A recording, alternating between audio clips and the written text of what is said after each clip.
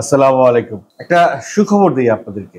ছাত্রদের যে আন্দোলন পরবর্তী সময়ে নতুন বাংলাদেশে ছাত্ররা যেভাবে বাজার নিয়ন্ত্রণ থেকে শুরু করে রাস্তা নিয়ন্ত্রণ করছে, তাতে বাজারের সিন্ডিকেট ব্যবস্থাটা ভেঙে গেছে।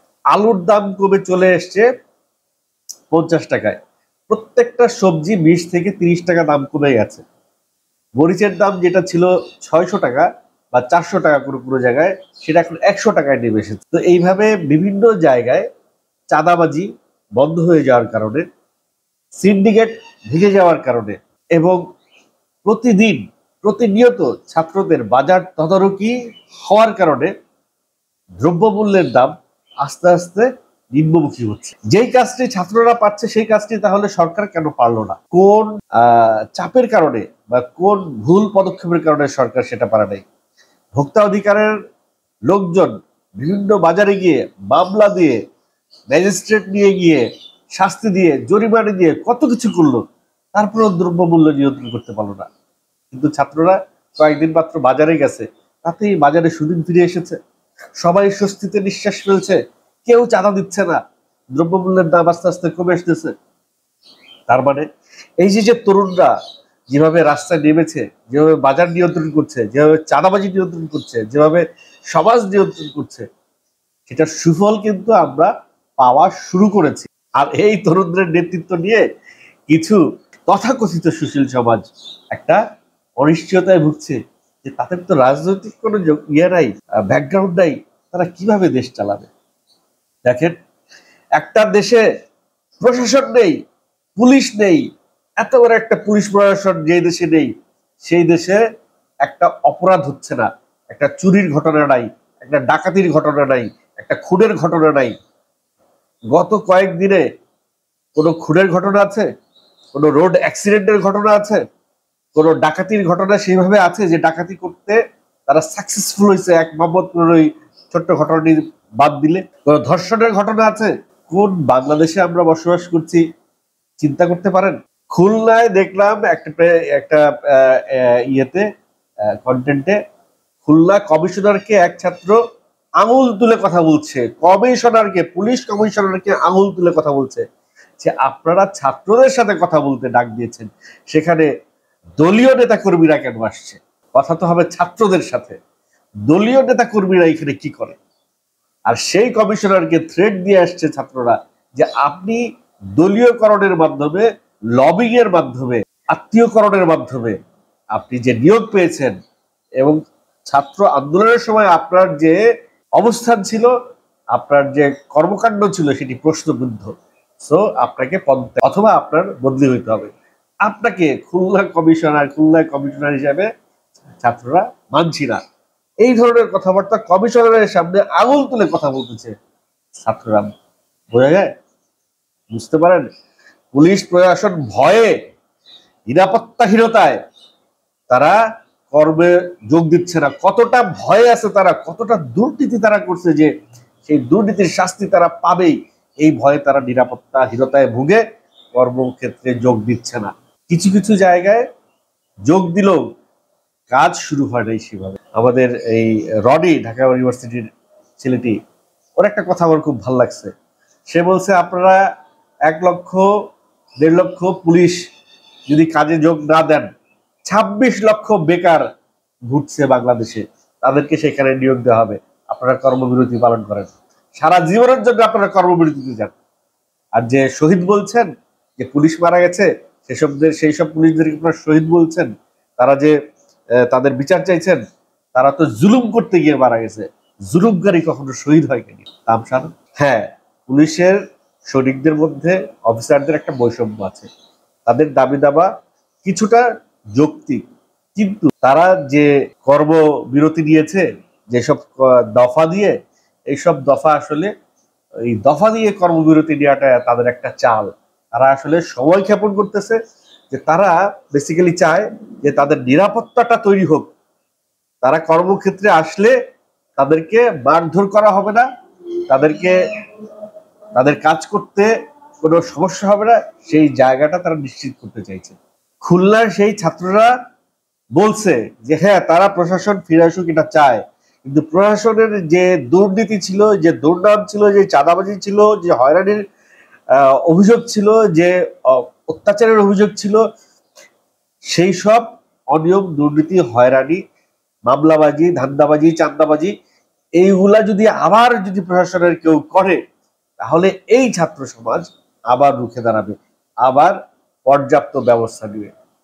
দেখেন, আগে পুলিশের ভয়ে পুলিশের আশপাশ দিয়ে কেউ যাইতো না, যে পুলিশের কাজ দিয়ে গেলে যদি একটা ইয়া বা পকেটে ঢুকাই দিয়ে থানায় নিয়ে যায়, তাহলে তো তার অযথা একটা হয়রানি, জেল জরিমানা তো আছেই, সেই সঙ্গে পুলিশও একটা উৎকোচ দিয়ে তারপরে থানা থেকে বের হইতে হবে। সেই পুলিশ এই জনগণের ভয়ে এখন থানায় আসতেছে না, যেই সাধারণ জনগণকে ধৈর্য নিয়া একটা ইয়াবা ঢুকাই দিয়া, গাজার প্যাকেট ঢুকাই দিয়া, মামলা দিয়া জেলে ঢুকে দিয়ে দিত। টাকা দিলে ছাড়বে, তাহলে চালান করে দিবে, যাও। এই ছিল যখন পুলিশের অবস্থা। সব পুলিশ একরকম না, আবারও বলে রাখছি, সব পুলিশ যে এই কাজ করে তারা, কিন্তু এমন কোন পুলিশ, মানে ম্যাক্সিমাম পুলিশ এই কাজে নিয়োজিত, ম্যাক্সিমাম পুলিশ। এই যে ট্রাফিক ব্যবস্থা এত সুন্দর কি করে হইলো ছাত্রদের হাত দিয়ে? কিভাবে লাইন ধরে, কোথাও দেখছেন লোকাল বাস লাইন ধরে একটার পিছনে আর একটা লাইন ধরে যাচ্ছে? দেখছেন কখনো বাংলাদেশের এই চিত্র দেখা গেছে? এখন দেখা যাচ্ছে এই ছাত্ররা যখন রাস্তায় নামছে। আরে ট্রাফিক পুলিশরা তো কোথায় সেই পিকআপ, কোথায় ট্রাক, কোথায় মালামাল ভর্তি ট্রাক, এগুলার পিছনে উৎপত্তি বসে থাকে, কখন কোটারে পাবো, ধরবো, টাকা নিব, আর জ্যামের পরে জ্যাম লেগে থাকবে।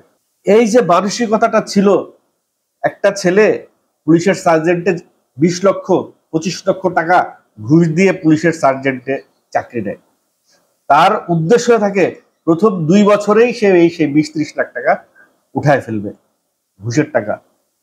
তাহলে ঘুষ দিয়ে যেই ছেলেটা চাকরিতে আসছে, সেই ছেলেটা কি করবে এই সার্জেন্টের চাকরি নিয়ে?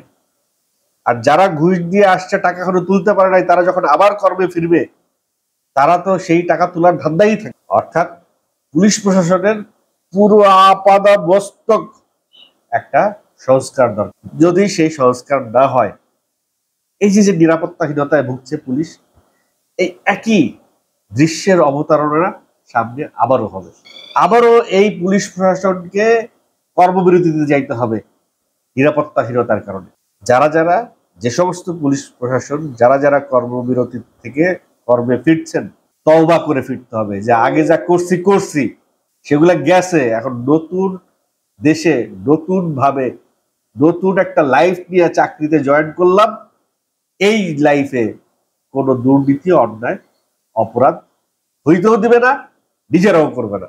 নতুন তত্ত্বাবধায়ক সরকার গঠিত হয়েছে, উপদেষ্টা মন্ডলীয় পরিষদরা তারা বিভিন্ন মন্ত্রণালয়ের দায়িত্ব নিয়েছে। তো চলেন আপনাদেরকে একটু শেয়ার করি কে কোন মন্ত্রণালয়ে দায়িত্ব নিল। এর মধ্যে প্রফেসর ডক্টর ইউনূস 27 মন্ত্রণালয়ের দায়িত্ব নিয়েছে। 27টা মন্ত্রণালয় সে একাই দেখবে, বাঘের বাচ্চা বেটা। তো চলেন তার আসলে মন্ত্রণালয়গুলো কি কি একটু নামটা পড়ি।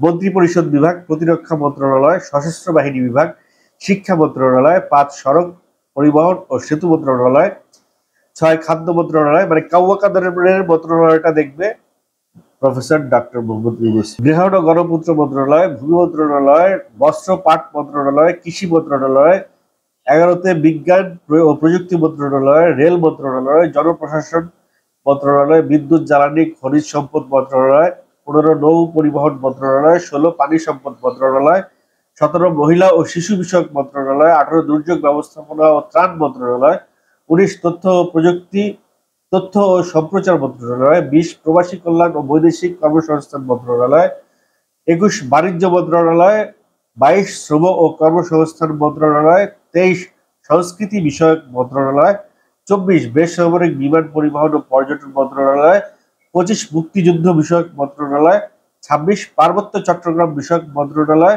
27 প্রাথমিক ও গণশিক্ষা মন্ত্রণালয়। 27টা মন্ত্রণালয় দেখবে ইউনূস সাহেব।